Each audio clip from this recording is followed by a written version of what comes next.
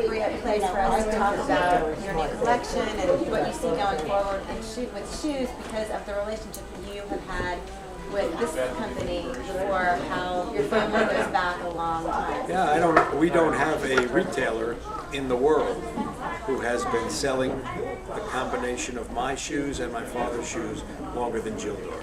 It's at least 50 years. And they're in business, I think now is their 60th year anniversary. So we've been there pretty much from the beginning.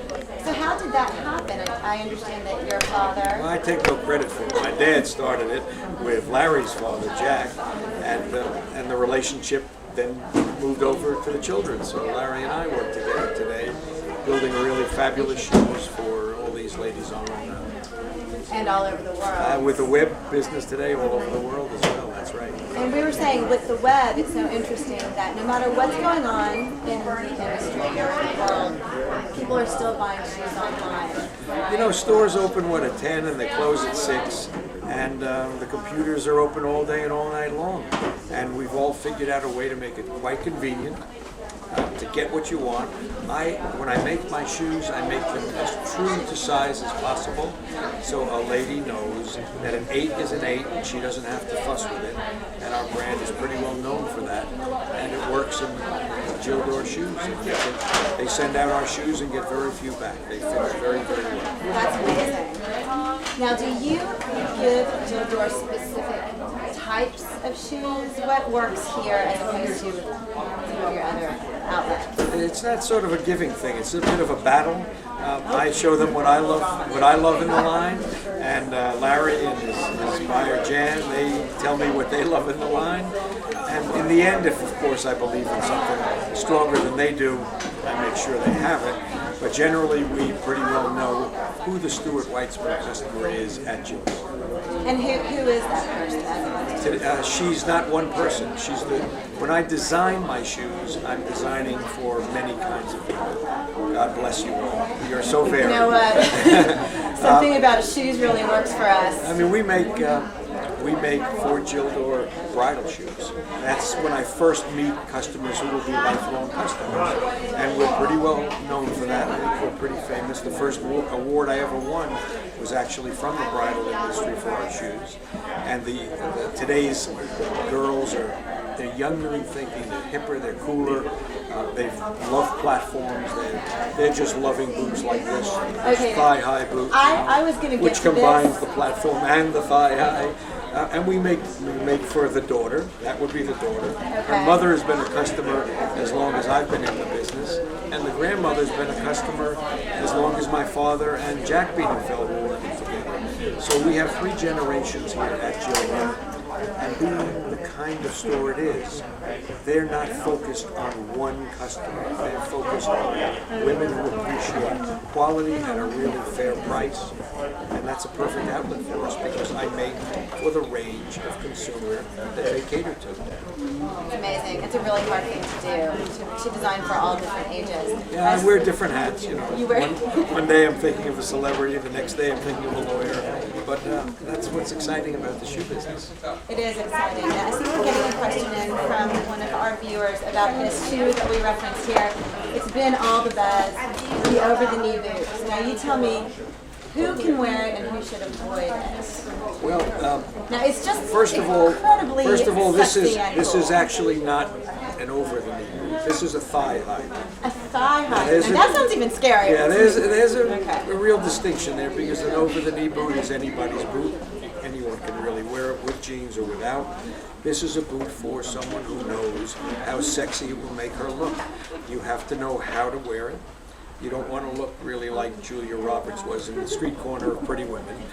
Unless there's a Richard Gere waiting around. Unless Richard's around. But this boot is a perfect fashion item for the season. It is our #1 item, and I would venture to say that other designers would say that about their versions as well. You wear it with shorts and show a little skin, or tights if you want to play it a little more conservative and so the skin is covered, but you don't want your shorts or your short skirt to cover the boot. This boot is made to be seen. And as the skirts have gone up, the boot has gone up. And it now meets the mid-thigh, and it's really a very cool item worn properly. And of course, it's comical if you don't. So you have to know how to wear it. The best way, sharp young girls, show a little skin, a little bit more conservatively, cover your leg with some tights. So you're saying that really any age can do this appropriately without venturing into Julia Roberts' film? I didn't say that.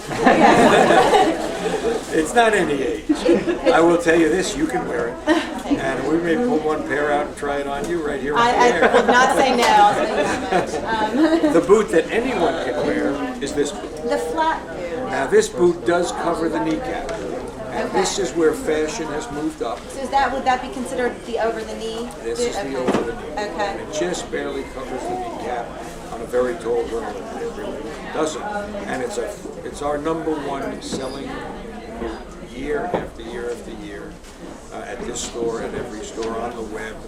I have met so many girls who love this boot. I love to tell this story. I make lots of celebrity shoes. And we made all the shoes for Beyonce's recent tour. And while she was in the showroom working with me to pick them out, she saw this boot. And she picked up a pair of these as well. And women have seen her in this boot. And we have probably, she's been my best salesperson. We probably now put it on 100 girls just because they saw her in it. And that's a lady you would think is, going to walk around town in this only. But this is the practical boot, and it covers the fashion. And between the two, you're covered. You've done what boots should do this season. So you think this is, if you're going to buy a boot this fall, 2 boots. 2 boots, you have to have a flat. The flat and the heel.